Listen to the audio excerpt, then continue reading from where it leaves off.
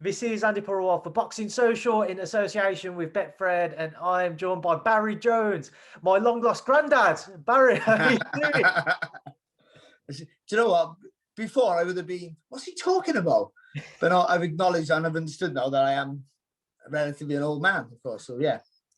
Hello, baby. I wouldn't say it's because of that. I'd say it's because of your blossoming relationship with Boxing Social's Rob Tebbert. Oh, my bastard son. Yes, yes, Rob, yeah. Barry, how are you doing? How's life? Yeah, okay, listen, the weather's out, the sun's shining, it's all good, and yeah. It's good to hear, mate. That's good to hear, mate. Obviously, a lot of boxing talk to kind of get our teeth into.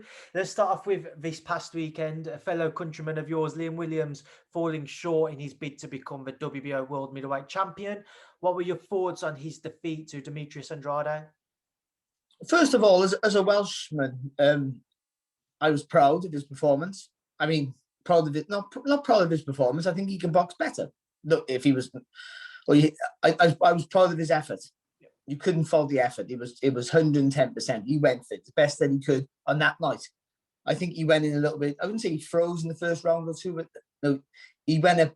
He didn't seem quite there in the first round, and then obviously Andrade always starts fast, and then he had a mountain to climb after 3 rounds. He had a huge mountain to climb, and he sort of came back into it. But he was in a fight that was probably one of the most enjoyable one-sided fights I've seen, if that makes any sense, because he was always making Andrade work, pushing him, but never really was there any signs that he was going to win. He did rock Andrade in maybe round 9, if I remember rightly, when they both caught each other. But apart from that, it was really, the champion was always sort of on top.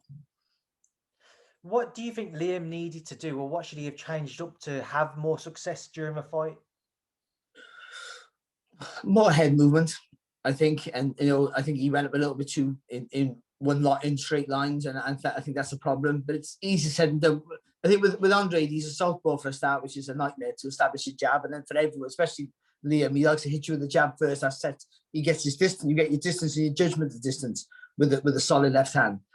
But also Andrade's 6 foot, but he comes down to about 5'8", 5'7". He goes really low and he sits on the back foot.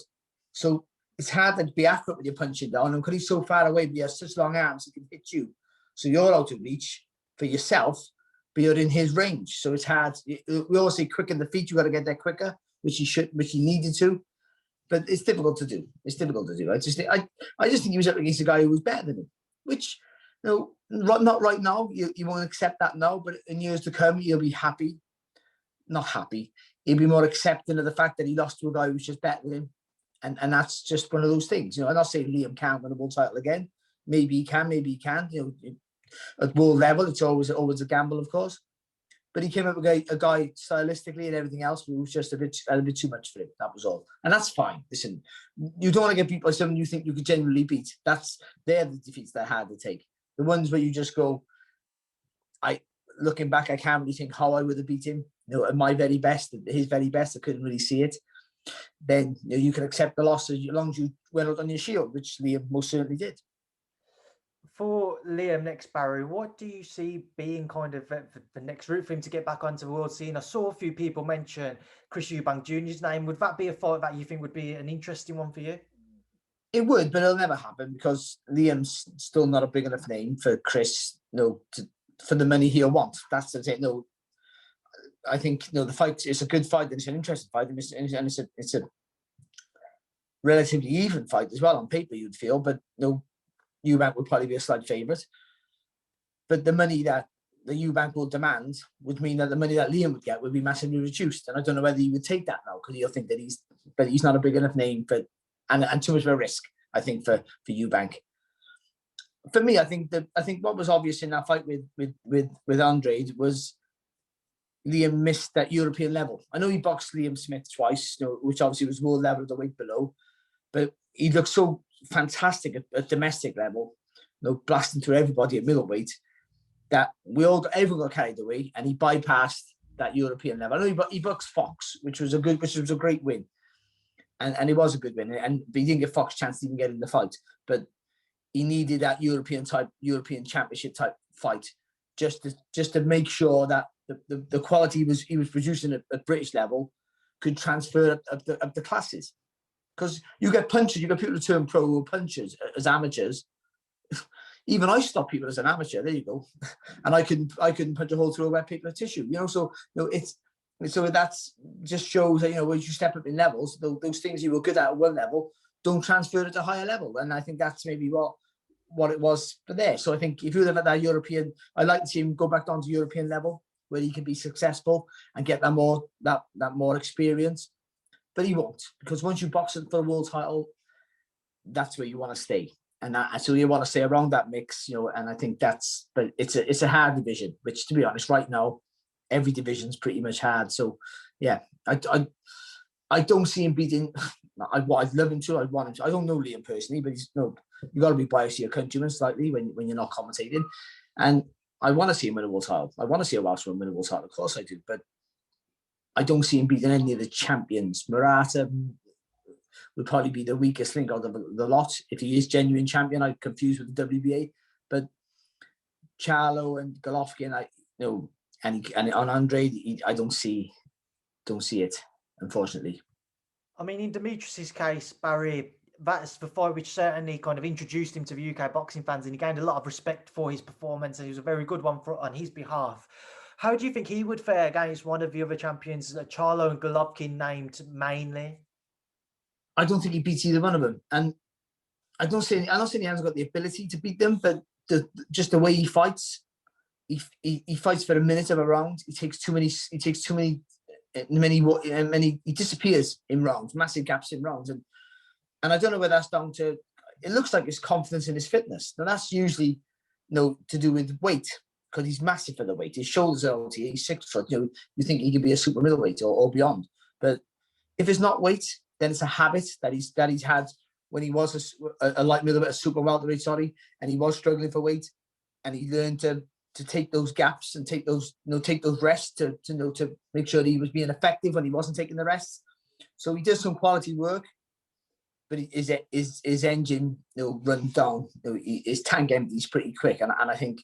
And also, he lets people off the hook. That's the last 2 fights now. Keeler, and then he's more than done that in quite a lot of fights. He hurts him. No, he's not a big puncher, but he can punch.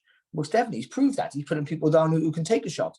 But he's the world's worst finisher, and that's me saying that. So I just think that he hasn't got the confidence that he can step on the pedal and go for it. He wants to keep stuff in reserve, and you can't take those. You can't disappear in rounds with Golovkin. You can't disappear in rounds with Charlo.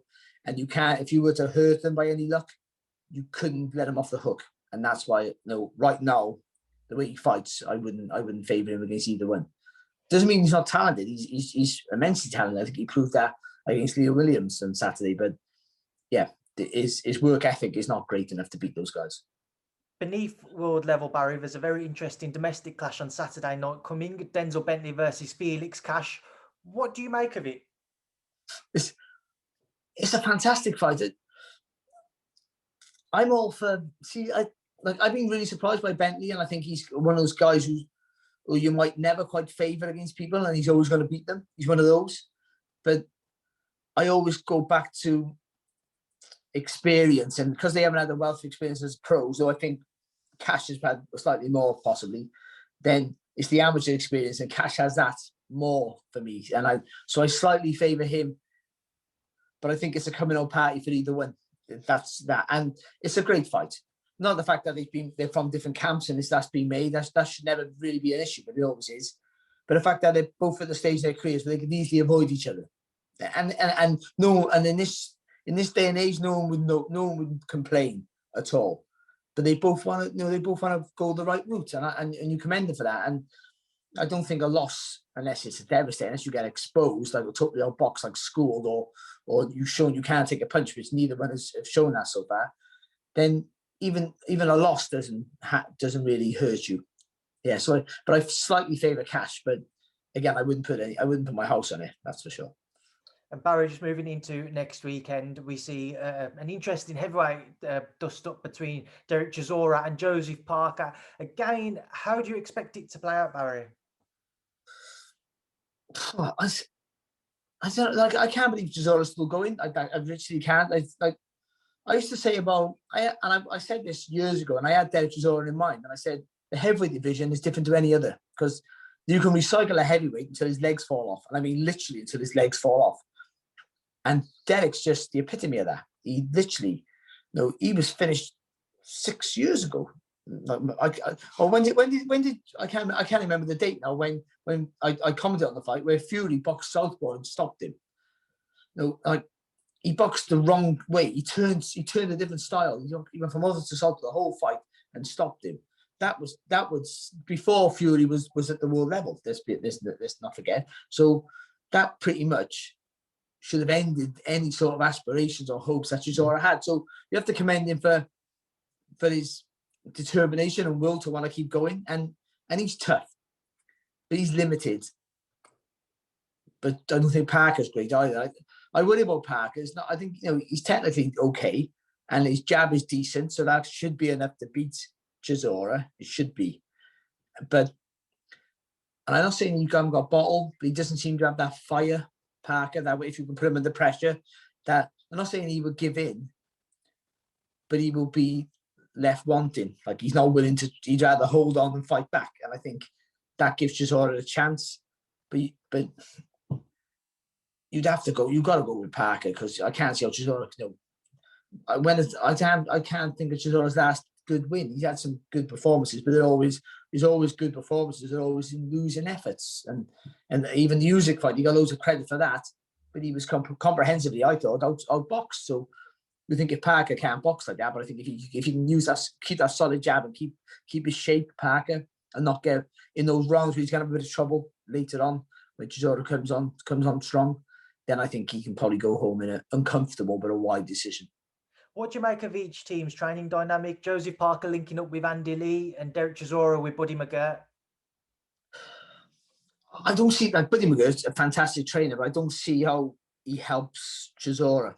I don't know. You don't know what's going on behind the scenes, but just what you see with the way he boxed and some of the fights he's had in the past, I can't see how he can do with Chisora. I don't see what anyone can do with Chisora now, to be honest. I don't see how you can't reinvent the wheel with him. Like Don Charles is a good trainer, and he couldn't get Chisora to do the one thing that would have changed his whole career, and that was not to slap with that right hand. He throws that big right hand over the top. It's a good shot. It's crude, but it's effective. But he doesn't turn the hand over, so he never hits with the knuckle. He always hits with the fingers. So it's a heavy shot. But if he turned the finger, he was knocking people out all the time, Chisora, because he can punch, but he hits you with the fingers and still hurts you. But I just don't see what McGirt does to him. He's not going to get him slipping and sliding and using the shoulders to block punches. I can't see how that works. And with Andy Lee, I think he'll get. I think that's probably a better fit because he'll have him using that jab, and he'll possibly have Parker a little bit more aggressive, like trying to step in behind the jab, because that was the whole ethos of Emmanuel Stewart was stepping him behind. That left jab wasn't just a range fight. You had to step behind it. You turn that front foot in a little bit and really get all that weight and make him feel the power early. So he might make Parker a little bit more aggressive, but still long. That's important. See, Emmanuel Stewart wanted you aggressive, but he still wanted you nice and long with your punches. He didn't want you to shorten that distance to push you back. So I think the Lee and Parker fit might be better. And final thing, I just want to get your thoughts on Barry. There's a lot of talk over these last couple of days about a potential deal between Matchroom and DAZN and their new broadcasting rights. Just your thoughts on kind of how that can change the UK boxing landscape? Who knows? The more fights we see, the better, but also the more broadcasters. I don't know if that's a good thing. I don't know if it's a good thing because the more places you have to look for boxing, the less you're going to want to look for it. That's the way I feel. But they have a lot of money, and if boxing was in all in one place, if all the boxing went to DAZN, everyone went to DAZN, then that would be great. We'd all sign up to it. I wouldn't have Sky, I wouldn't have BT, I wouldn't have anything else because I watch other sports, but not enough to want to pay for them. To be honest, that's the truth. I get all these subscriptions solely for the boxing and the basketball, but solely for the boxing. So I would just do it that way. But another one, if Sky stay in the game, which I hope they do, because they've been great. They've kept boxing alive since the 90s and in the UK. So that's another broadcast there, and it gives other people opportunities, and that might be good. DAZN's going to be hard for Eddie Hearn because he's the world's best promoter right now. He's the world's best salesman in boxing, without a doubt. He really is.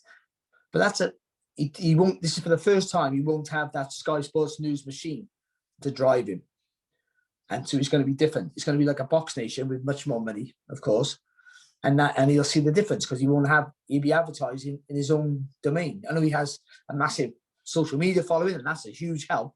But there's a lot of people actually pay for stuff that don't really, if they don't have social media at all, don't have a massive social media presence. Like myself, if I wasn't doing this job, I wouldn't be on Twitter. I just wouldn't be on there. I didn't want to go on there at the very beginning. I've come off recently, like a few years ago, and stayed off for a couple of years and didn't really miss it. Why am I back? I don't know. But what I'm saying is that to a lot of people who actually pay the bills, don't really use it as much. So the fact that Eddie's got a million followers and that can, retweets can go to a range of 50 million, I don't know. But there might be people who don't really watch it, so who don't really follow that. So you have to advertise it differently. It's going to be another challenge for him. But if anyone could do it, I suppose Eddie Hearn could, because he is pretty good at what he's doing with the modern way of promoting. It'd be interesting to see if he does go there. He hasn't said he's going. There's been an article, there's been a reporter who broke the story, but no one from Sky, DAZN, or Eddie Hearn himself have corroborated that story, so we don't know yet. It seemed obvious, like there's a big chance he's going to go there, but who knows? And we all get SM. Do we, as boxers, forget about like I'm looking for work, you are. Forget about that. As boxing fans, do we really care who promotes what fight, where the fight is? If we're paying, if I got to give you £10, I don't care who I'm giving the £10 to. I don't want to give £10. That's what I do. I don't want to pay for anything. Like none of us do. But do we care who's promoting the fight? I don't care. If it's Frank Warren on DAZN, if it's Eddie Hearn, Dennis Hobson, we can just go on forever about promoters. I don't care who's doing it. Mick Hennessy, it can go on forever. It's just MTK. I don't care. I just want to watch a good fight. And if I have to pay one place, I'll pay that, regardless who's promoting the fight. That's the truth. And that's as boxing fans, that's all we should care about. Who's fighting who, not who's promoting the fight. And I don't see that's an issue. And also, I think the most important, though, before you go, most important for any broadcaster is a short, baldy Welshman. I think that's massively important for any success, for any broadcaster, in the world, not just the UK, is to have a short, baldy Welshman to be involved in any capacity. Mainly, the main earner would be preferable, and that would be the way forward, I think. And I think I got kids out in the garden, and they would agree. And my missus is in the kitchen, and she would massively agree with that. It's not just to keep me out the house. So yeah, we should get a campaign now. I know, like Rob Tebbett is he's my illegitimate son, but he has a bit of an issue. He's trying to support other people for the work, but he should get behind me, as you should, and everyone, all the viewers back home. There should be a big campaign. Let's get Barry bouncing on the telly again. I think that's I'm lost the plot now, and I really have. I think, Barry, everything you are saying, though, a lot of people would agree with. A lot of people would love to see you kind of back out there and back on the screens of many. I'm only joking about that, but it'll be interesting, though. We'll find out soon enough. There's only going to be a couple of months, I think, at most, before we know exactly where Eddie Hearn's going to go and where boxing lands and what happens to Sky Sports. That's going to be the biggest question. If he does leave, who, if anyone, takes over the mantle there? Do they just disappear from boxing, which that might be an option, or do they offer it to a lot of promoters, or I don't know, does it go to tender? I don't know how it works. There's Wasserman now with Sauerland, they're getting involved over here, so they always have sort of been involved over here, but I think they'll make a conscious, concerted effort to promote in the UK, and that might be another thing. Yeah, so it's listen, as long as there's boxing on TV and broadcasting, people are interested in showing fights, then the sport will live on. That's the main thing. Right, Barry, we will leave it there now. I'll leave you to enjoy the rest of your day. I appreciate your time. Enjoy the rest of it, like I say, and thank you for speaking to Boxing Social. I appreciate your time, because nice to see you, sat down for once, because you're always on planes and in like Las Vegas and Texas and whatever else you're going. You're the only person now who's going around the world. The rest of us got to sit at home, in a sound booth or a studio sulking, and you're the one traveling the world. What a life you got. You must be on an absolute fortune, man. Barry, I'd always make time for you, mate. Your time, like I say. Thank you for speaking to us. Take care, mate. Bye, mate.